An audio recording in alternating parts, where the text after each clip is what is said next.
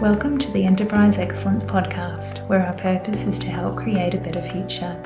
Learn from our world's experts how to improve your organisation sustainably. Learn how to achieve and sustain an excellence journey for yourself, others, and the planet. I'm your host, Brad Jennings, coming to you from Brisbane, Australia. Welcome to episode 16 of the Enterprise Excellence Podcast. It is such a pleasure to be interviewing Raymond Floyd today.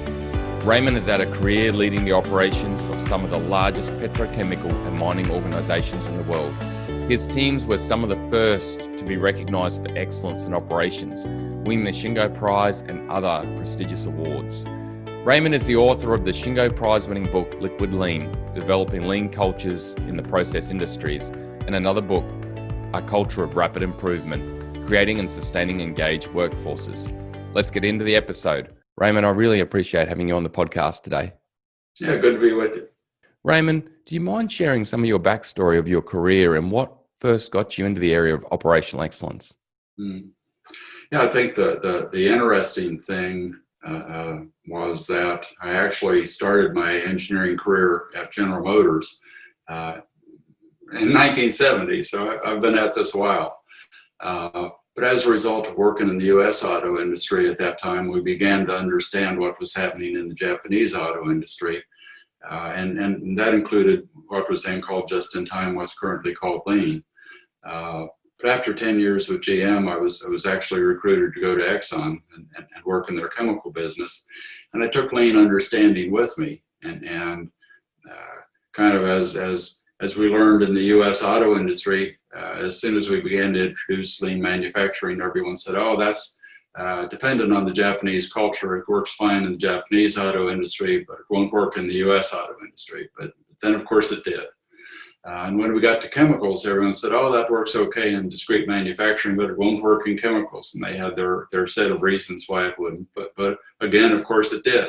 And we're now seeing lean expand into all sorts of things. My daughters are both physicians, and they're beginning to see some touches of lean practice in the hospitals where they work, setting up the operating rooms and things of that sort. So it does, in fact, work in a way that can be adjusted to apply to almost any activity that you have in mind.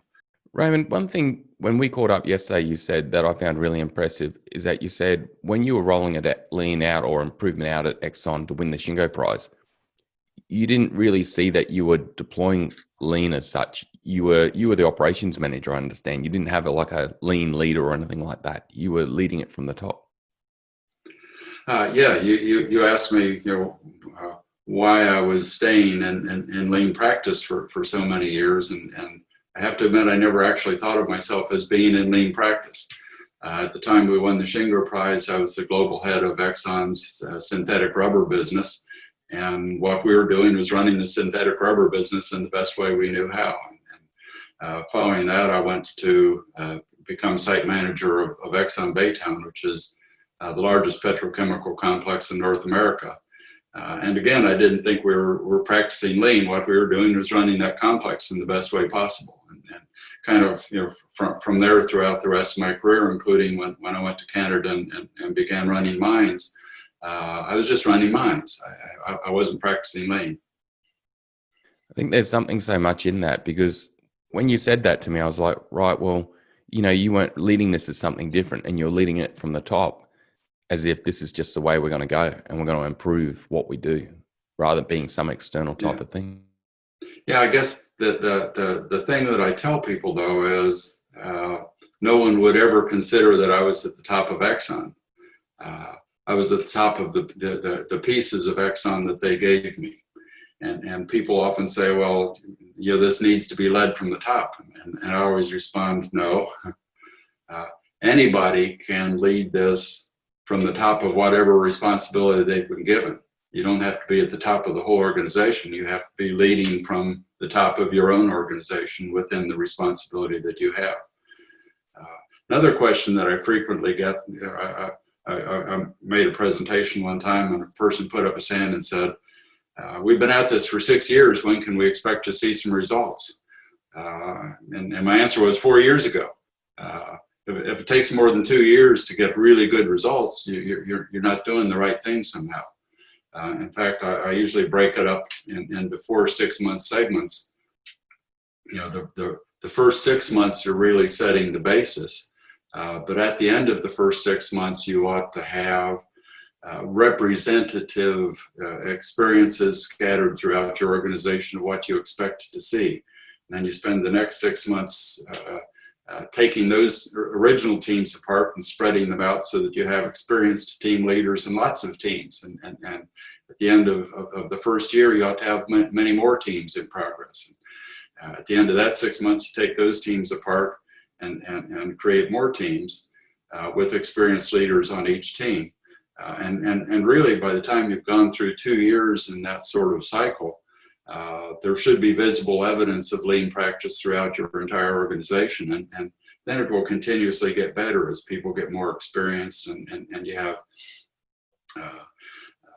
a lot more examples that people can follow. One of the very easiest ways to propagate improvement is to have one team reproduce something that another team has already done, which is why I like the visible demonstrations of what people are doing. So the other reason I like the visible demonstration of what people are doing was, Exxon Baytown has about 10,000 employees, and when we were at Suncor, we had about 35,000 employees. You can't actually walk into the field when you have 35,000 employees and already know all the people. And a lot of people get uncomfortable when the senior vice president shows up and wants to talk to them. But if they have a quality station or something of that sort that shows the visible manifestation, this is the company goals that you've given us, this is how we've translated it to our work area, this is what we are doing, this is what we have done, this is what we plan to do. It makes it really easy to have a conversation with somebody that you're really just meeting for the first time or maybe the second time. And you don't see people scurrying off when they find out that you're coming because they don't want to talk to you. And you don't spend your time in the field talking about hockey games or the weather. Raymond, with those stations that you had set up in your career, what did they look like? If you could just describe, what would someone see? The physical manifestation depended a lot on the team. Some were beautiful and some were pieces of yellow paper taped to the wall. But they all kind of had those same elements. And it's really important that when you're practicing autonomous improvement, where everybody has the ability to improve the way they do their own work or the way their team does its work or the workspace that their team occupies, it's really important that all of those things are goal focused. So you avoid the problem where everybody has their different version of what's best. Some people think an improvement is that, and some people think an improvement is that, and at the end of the day, you don't get anything. So you make sure they know what the goal is, and they know what their part of the goal is. And the example I always use is you ought to be able to walk into the truck shop at midnight on Sunday and find the guy who's repairing the engine on a haul truck, and say, what are you doing about getting 1 million barrels a day out of this plant? And he ought to know what he's doing, what his part is. His part is to get that truck back in the mine. So the elements of a quality station are, what are the goals and what's your part of the goals? What are you currently doing to advance the goals? Not what's your day-to-day work, but what are you doing to advance the goals? What have you already done to advance the goals? And what are you planning to do to advance the goals? And that's how those small teams come together, as they begin to manage that process of transforming their goals into things that they have done, things that they will do, and you give them enough resources and time and money, maybe some engineering help, whatever they might need, so that they can actually do the things they plan to do. But you don't give them abundant resources, just enough resources. And part of how the team comes together is when they decide for themselves which thing they're going to transform from an idea into something that they're doing. The other thing that happens with those quality stations is, as they report the things they've already done, other teams can come visit and say, I could do that too. And it's surprising how that moves around the organization. We had our we made a lot of progress fast in the truck shop, because when I first got to Suncor, their truck utilization was only about 50%. Because the trucks were either down because they'd failed, or they were down because they were waiting for maintenance. There were a lot of reasons, but the trucks weren't in mind. But as they got better and better at maintenance, they began to rebuild trucks. And we were rebuilding trucks so successfully, the Caterpillar actually issued our rebuilt trucks a new serial number and a new warranty. But over in the upgrading portion, what most people would think of as a refinery, we had a bunch of 30-year-old cokers that were beginning to fail. And the engineers and maintenance people from the coker part of the plant were touring the truck shop, and they saw that they were rebuilding their equipment instead of scrapping it and getting new equipment. They said, hey, maybe we could rebuild our cokers instead of scrap them and get new ones. And for about $35 million per coker, they rebuilt all of the cokers in the plant, and that saved about $1 billion of capital expense. And it was because one team got an idea from another team. Wow, that's impressive. But Raymond, it's really interesting how often that happens. Yeah, wow. Raymond, in petrochemical and mining, the whole management of change and the risk side, I've often seen it that autonomous teams, it's rare. How did you manage that, considering some of these traditional cultures that we both know of in mining and petrochemical? When people first began to talk about the possibility of autonomous improvement in the chemical industry, the first thing they said was, well, everything has to go through the Management and Change Committee. And what we very quickly learned was the key issue is defining the boundaries within which people can work. And some of them were process or physical boundaries. You can't ever touch the pressure boundary on one of the big heated vessels. But another one was we didn't want people to change the work that they did without engineering approval, but we gave them freedom to change the way they did that work and the way they organized and operated the workspace, or how they gathered up their tools. For example, we had lots of experience where people would decide they needed to change a pump. And first thing they'd do is they'd go stand in line at the tool room and gather up all the tools and parts they thought they needed. Well, they'd stand at the tool room and gather the tools, and then they'd go stand at the parts window and gather the parts, and then they'd go out to the job and realize they didn't quite have everything because it's been a while since they'd done it the last time. They began to set up a little trailer, a cart. And the cart had everything you needed to change a pump. So they wouldn't go 4 places looking for parts and tools. They'd go to one place where there was a cart, and the cart had everything they needed, and they'd just take the cart out to the job site. And that has no safety implications at all. The guys just organized so they never had to stand in line and wait for things, and they didn't have to guess what they might need. It was all right there. And there's 100 things that every year that each person could do that has the characteristic of changing the way they do their work or the way they organize their workplace. And there's no safety implications to those sorts of things at all. And like I said, it's real quick for people to reproduce what they've seen someone else do. So after the folks who were changing the rotating equipment began to have little carts, other people had little carts for other reasons. One of the other things we did in the truck shop, for example, we had 32 bays where the trucks could be serviced. And in the original version, every truck that needed service, when its time came up, it pulled into the first open bay. It turned out that set off a scramble. Where's the parts, where's the tools, where's the instructions? So we began to organize. If you're coming in for your regular service, you pull into this bay or that bay. There's 2 bays that do regular service. If you need engine work, you pull into this bay or that bay. If you need transmission work, you pull into this bay or that bay. And those bays were equipped with all the tools and all the parts and craftsmen who had done that 100 times, knew exactly how to do it. And they didn't need the instructions because they'd done it a lot of times. And that's just organizing the way the work is done. It doesn't change the work at all. So there's no safety implications. Well, there's some impressive improvements that frontline teams have made. Raymond, what's the main benefits of this when you get an organization in petrochemical or mining or anywhere where you've got improvement happening at all levels, right from the front line all the way up?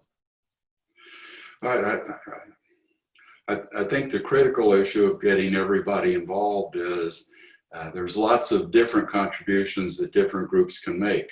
And that's also one of the reasons that lean often is perceived to be a failure. The lean tools are really easy to understand and really easy to use. And for a manufacturing professional, they're kind of fun. And what you often find is the engineers or the managers get involved in using the tools instead of teaching other people to use the tools. But turns out there's things that only engineers and managers can do, and the engineers and managers need to be doing those things. And then there's a lot of things, like we just discussed, that everybody else can do, and everybody else needs to be doing those things. And if the engineers and managers are working at the level where everybody else should be working, first one is everybody's not doing it, so they're not involved. Second one is there's not enough engineers and managers to get the volume of improvement that you need. And third one is the engineers and managers aren't doing what only they can do. So your improvement effort isn't nearly what it should be.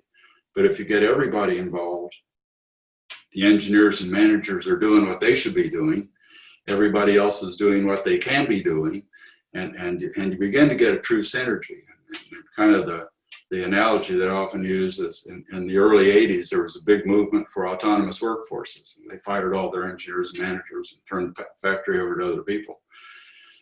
And the other people actually successfully produced about 3% compounding annual improvement. And most organizations that have a full range of people at the front line plus engineers and managers, they also produce about 3% compounding annual improvement, mostly driven by the engineers and managers. So if you get both of those, you start thinking you ought to get 6%.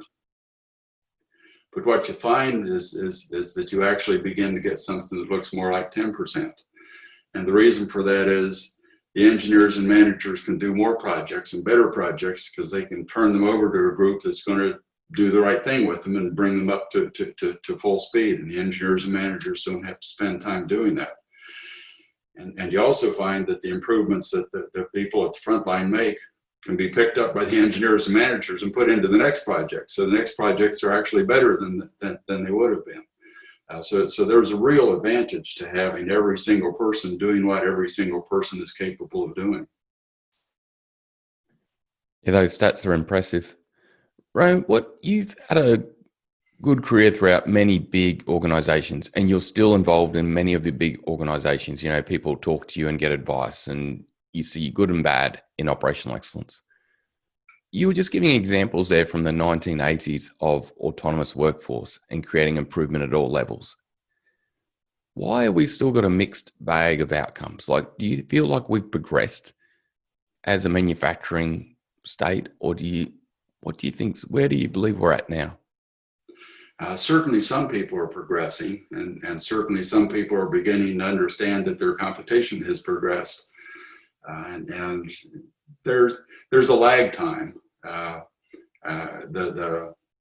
The story that I always think about is when I joined General Motors in 1970, they were the world's largest and most profitable industrial organization by a wide margin. There really wasn't anybody that was competing with GM in 1970. But then in 2012, they went bankrupt. And what you see happening is kind of in physics when you think about physical particles. There's position, and there's velocity, and there's acceleration. And the analogy in manufacturing is there's your current position in the seriatim of goodness, and then there's the rate at which you're currently improving, velocity, and the rate at which you're improving the way you improve, acceleration. And if you look at those three, your current position and your current speed really becomes irrelevant in a long period of time, because acceleration always wins. And I think there's some people in all industries now that are doing well, and they're doing well enough that everybody else must get involved or fall behind. And there's a long cycle to that, but the long cycle is coming to fruition now. Well, I think I understand what you're saying. You're saying that as an organization, you're in a competitive environment. And if your acceleration of improving your improvement approach and how you actually do things isn't as fast as your competition, you're going to end up being outpaced. Exactly. And at some point in time, you're going to recognize that's happening to you and get serious, because I really do see a tremendous number of people who spend years thinking that they're working in an operationally excellent way, and they really have nothing to show for it. And sometimes they recognize and ask, when, we've been at this 6 years, when we get some results? But sometimes they just think we're doing things in an operationally excellent way, we must be excellent. In the private equity world, we buy distressed assets. Distressed assets are available to buy cheaply. Then we fix them and either keep them for ourselves or sell them. But it's really stunning to go into an organization that you know is for sale for 10% of what its value should be, and have them try to explain to you how operationally excellent they are. It just can't be. Nobody's going to sell an operationally excellent organization for 10% of its potential value. No. Raymond, what do you believe are the key ingredients to the companies that have high acceleration and those that don't? Same industry, same background, maybe same educated leaders, but what do you see as the key differences between the ones that are accelerating fast in petrochemical or mining and the ones that aren't? Well, you just hit on another thing that I like to tell people. I frequently encounter organizations where they want to tell me that they have the very best people in the industry. And that also really isn't true. There's no reason at all to believe that Shell has statistically better group of people than Exxon does, or Repsol or Petro-Canada. People join organizations for other reasons than I want to join the best organization. So Shell, Exxon, Petro-Canada, Repsol, they all have a statistically significant group of people. They have some really good ones. They have some that they prefer not to have, and they have a large number of good, honest, hardworking people. The thing that really distinguishes their performance is the systems that group of people are given to work with. And that includes a wide variety of things. And that's the reason both my books have the word culture in the title. Giving people the tools isn't enough. You have to give them the goals to pursue, and you have to translate the goals so that they know what their part of that is. You have to give them some time to work on improvement, not just the time to do the job that they have. You have to give them some access to other resources, maybe a little bit of money, maybe a little bit of engineering help, whatever it is. You have to give them a team and some rules by which that team works. There's things that you have to give people: goals, skills, time, resources. And you kind of have to demonstrate that you're interested in the culture and interested in the team. And we've done some things that were interesting. For example, both Exxon and Suncor, very early on, we told people that none of our employees would lose their employment as a result of the improvements. They might lose their employment because of bad behavior. They might lose their employment because of economic conditions beyond our control, but they wouldn't lose their employment because of the improvements. And that resulted in some Exxon people doing odd things for a while until the work caught up with them. It resulted in a lot of contractors in our various sites losing their employment, or at least moving to other places where they would be contractors. But we clearly demonstrated that we had the interest of the team in mind. We also did some interesting things related to workforce diversity. In 1991, we started a group at Exxon Baytown. We called ourselves the Diversity Pioneers, and we were exactly what that sounds like. We talked about race, we talked about gender, we talked about national origin, we talked about sex, we talked about sexual preferences, and we actually did things. And some of the things we did were interesting. Exxon is a very fair organization, and for decades there was absolutely no uncertainty that when there was a promotional opportunity, they picked the best person. They didn't, no other consideration, they picked the best person. But what we found was there was a lot of inequality in the way it was possible for a person to become the best person. You know, things like training, things like development assignments, things like backfilling for the supervisor. All those things had to be brought under control. So we took control not of the process of picking the best person, but we took control of developing people to be the best person. And that was all new to people. And they recognized what we were doing. We were building a strong team. And those sorts of things are important because you're going to ask people to do something they haven't done before. And they need to, you know, it's like the old joke, the most powerful broadcasting station in the world is WIIFM. What's in it for me? Yeah, too true. And there is something in it for them. And I have to tell you, I said earlier that the tools are easy to understand and easy to use and a lot of fun. A lot of people really enjoy having the improvement process, making their own work better, making their own workplace better. And they enjoy the quality stations where they get a chance to talk about that, not only with management, but among themselves and with their colleagues. An anecdote that's in my first book, at Exxon Baytown, there was a really big man. he was a really big man. And he came up to me one day and he put his arm around my shoulders and he said, you know, when you first told me I had to have a quality station, I really hated it. But if you told me I couldn't have it anymore, I'd have to beat you to death. That would be a scary conversation. I knew him and liked him, but it was interesting how in his own way he was expressing the fact that he not only accepted the changes, but he valued the changes. Yeah, that must have been an inspiring moment. Yeah. Ram, what has inspired you to keep working in this field throughout your career and leading these types of approaches?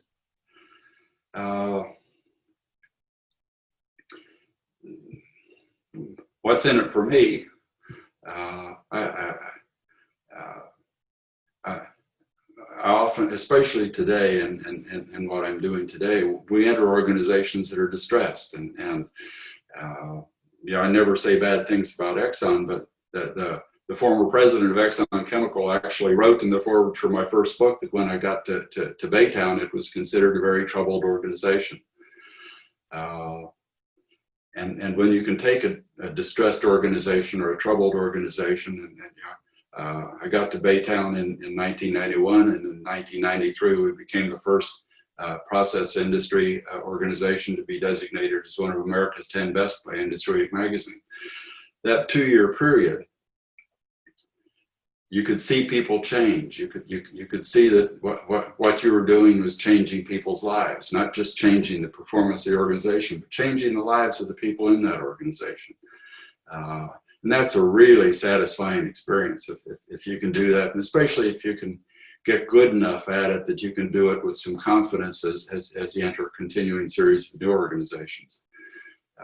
Turns out each of the last organizations that I personally led received some form of public recognition as the best of their kind. And that's a nice record. It stretches back almost 30 years now. Yeah, it's neat. And I can, Raymond, I can hear from that conversation you mentioned about that large chap, big bloke who put his arm around you and spoke about the quality wall, that you inspired him. Who are some people that have inspired you over the years? Like, who are those mentors to you that have helped you? no uncertainty. Kind of at the top of that list is Gene McBrayer. Gene was president of Exxon Chemical when they recruited me out of General Motors.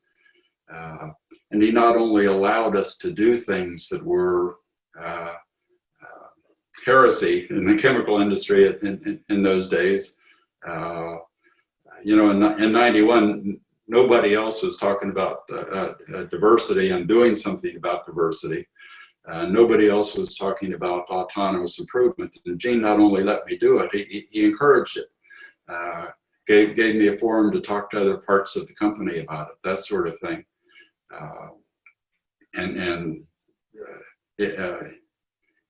He was a real inspiration, just a true Southern gentleman in every manner of the word, a true leader in every manner of the word, he let us do things that nobody else would have possibly allowed to happen. So he empowered and trusted you to be able to lead your direction. And then I can understand from this conversation, you then empowered and trusted others to develop them and help them lead their direction right down to the front line. That's how it has to work. The North American and Western Europe is very similar.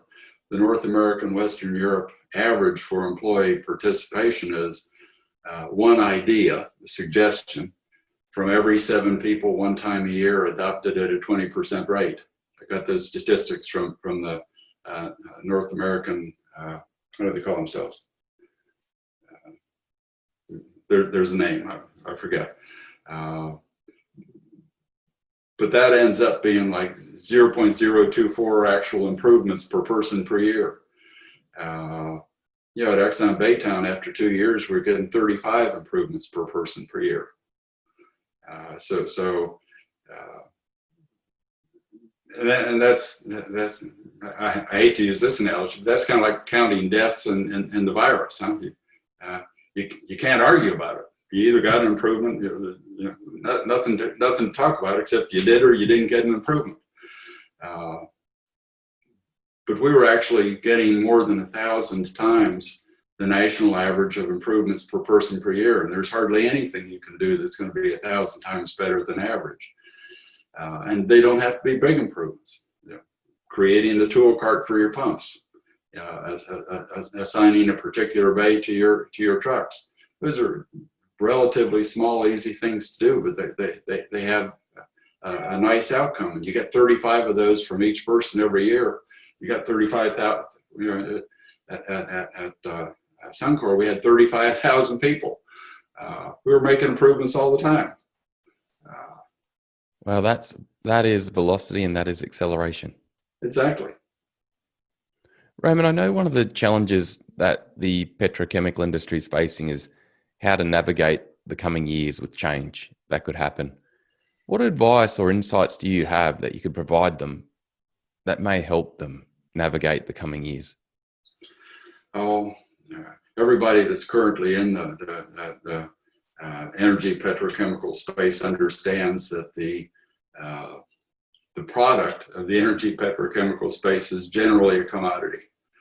And the nature of a commodity market is such that when demand approaches capacity, maybe exceeds capacity, the prices rise until the last person that needs to enter the market in order to make a profit will make a profit. The last person that enters the market in order to fill demand will make a profit. And of course, the people who are really good make lots of money at that point. On the other end of the spectrum, and this is kind of what you see coming for the next few years, demand's going to drop off a little bit. And as demand starts receding away from capacity, there's excess capacity. The prices drop until the best person makes a profit. And the other people are kind of scrambling among themselves to see who fills the remaining capacity after the best person has sold all they can sell. And a lot of them are going to drop out, or a lot of them are going to lose money. And you can see that coming. So the advice for people who are in the commodity business is, now's the time to become as good as you can be, because there's going to be a day when only the really good people are successful. Yeah, that's great advice. Great advice. Raymond, what advice would you give to a young leader or a leader in one of these heavy industries, mining or petrochemical, who wants to start a journey that you're talking about? What advice would you give them right out of the gate? First thing they ought to do is get a couple books and read up on the technology. It's not complex. It's not hard. Like I said, most people actually think it's enjoyable. But you ought to know what you're doing. And then you ought to think about the elements of the culture. Do you really have a goal for a few years in the future, not what you're going to do the next 6 months or tomorrow? What do you expect to achieve over a couple of years? Can you tell everybody what their part of the goal is, so that if your goal is to make 1 billion barrels a day, so the guy who's working on a truck Sunday night knows that his part of that goal is to get the truck back in the mine. Because 1 million barrels a day doesn't mean anything to him, but get the truck back in the mine, he understands that. So goals and translated goals, and then be prepared to give people some resources. If you're consuming all their time, then they don't have any time to work on improvement. And especially if they need to coordinate their improvement, if you need to coordinate the team that's replacing a pump with the people in the tool room and the people in the parts room and the people in the maybe purchasing, maybe warehouse, maybe maintenance, then they have to not only have some time, they have to have some coordinated time. So there's some of that stuff to do. Then begin teaching them the tools that they need for the improvement that they're going to undertake. Don't mass train everybody on everything, because they'll forget before they need to. But teach them how to do the things that they have set out to do. And make some resources available to them to help them figure out maybe there's some other tools they could use. But it's all a process of giving people the things that they need to have in order to do what you'd like them to do. Don't worry if you're not at the top of your organization. Do this in your part of the organization, and your part of the organization will improve. Maybe somebody will notice, and you'll get a chance at a bigger role sometime in the future. And you can then inspire others on the site too, to help them start moving forward. Exactly, and don't try and do everything all at once. Start off with the team. When the team has their good example, then break that team up and let them lead other teams, and build outward exponentially from there. Right. Raymond, with where you're at now, what is something that you've learnt recently that you didn't know before? What's been a recent insight you've had? Probably a reaffirmation of the insight we talked about earlier, and that is, it's really surprising how many people think they're actually practicing operational excellence when they aren't. I was at a meeting of the board of directors of a very large company not very long ago, and I made my presentation on the sort of things we've just been talking about, and they had a consultant from a major consulting company, and he made a presentation on what he was proposing, and the first thing that popped into my mind was, man, if you missed the 1950s, you want to go see what he's got to offer. So there's still people who are offering 1950s vintage practices and calling that today's operational excellence, and it really isn't. So you have to be careful who you talk with about operational excellence, and make sure you're actually getting the current version. Yeah, and I can really understand from our conversation today that a key caveat of that is, do you set that clear goal and direction and help everyone understand it in the part they play, and then form that improvement at all levels of the organization so that you end up with that greater velocity and acceleration.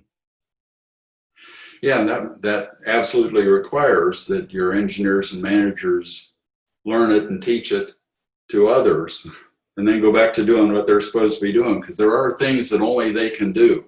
Only they can bring real expert engineering. Only they can bring corporate scale resources. So they need to be doing those things because that's an important part of advancing the organization. They can't be doing the things that everybody else ought to be doing. Yeah, so through that empowerment process you've been talking about, Raymond, you also then in leadership and engineering create time because you're not the bottleneck then. You haven't got everything you need to handle yourself. Yeah, and that's another part of demonstrating to the organization that you're serious about protecting their jobs while they make improvements. If a group causes an improvement and now they don't need 12 people, they only need 11. Find something interesting for that 11 for that 12th person to do. Maybe it's go to another team and teach them. There's a lot of different things that you can do. And in fact, at Baytown, we had a wide variety of product lines, and even the goals within the product lines were interesting. So, for example, one of our goals for the whole site was to improve the capability and capacity of our operations. And for some groups, that meant increase the volume. For some groups, that meant increase the quality. For other groups, it meant drop the cost. So that our big goal of improving the capacity and capability of the plant translated to different things in different parts of the plant depending on what they needed. And then they carry that on throughout their own organization. But there's a lot of different things that you can do, improving quality, improving volume, improving efficiency, and you have to figure out which ones you need. And what's most important depending on the team, like you were just saying, I understand. Exactly. Well, Raymond, I really appreciate the insights you've shared. I've learned a lot and gained a lot of value from our conversation. How can people find out more about you and your books and potentially reach out to you? The books are all available from Amazon. Oh, my friends at Amazon sell everything. I'm surprised, but yeah, the books are all available from Amazon.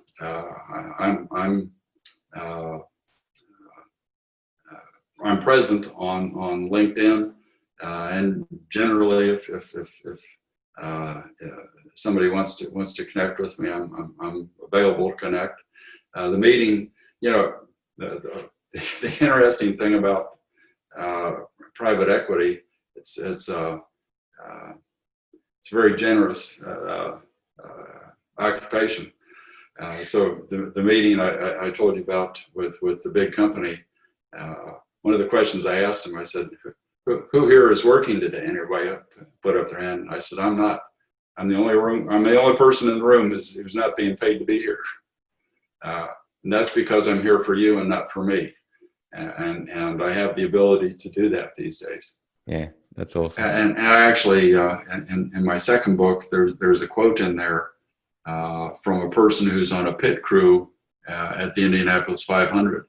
And he gave me an interesting statistic, which was for about a 20-year period, the actual time difference between the first and second place car was less than the time difference between the pit stops for the first car and the pit stops for the second car. They actually won the race in the pits.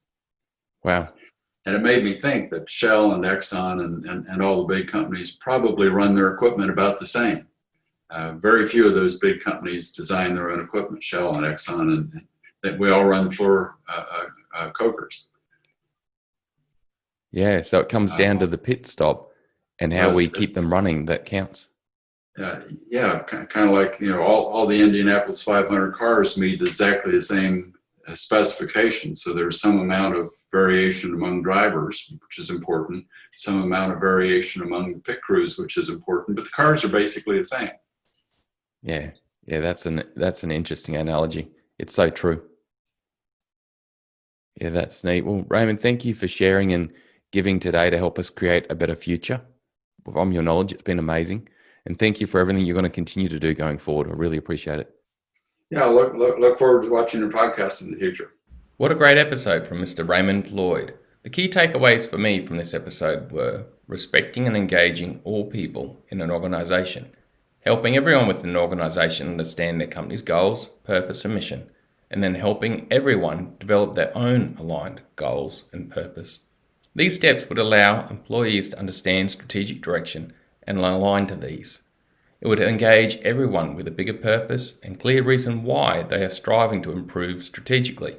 This approach helps the whole organisation embrace change rather than resisting it. Thank you again, Raymond. Amazing episode. Thank you for sharing knowledge and helping us create a better future. Bye for now.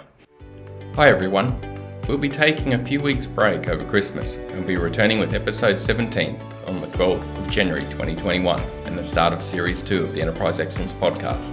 It has been such an honour talking to so many amazing experts focused on creating a better future economically, environmentally and socially for generations to come. Experts in many differing fields helping organisations create cultures of innovation, continuous improvement, safety and so much more. I've also been humbled by the positive feedback I have had from you, the listeners. Thank you so much for supporting this podcast. Emily and I are so glad you are gaining value from the shows. We are pleased that the knowledge shared is helping you create a better future within your own organisation. Have a great festive season. We hope you get to spend quality time with your family and loved ones. We look forward to being back talking to you again soon in the new year. Bye for now.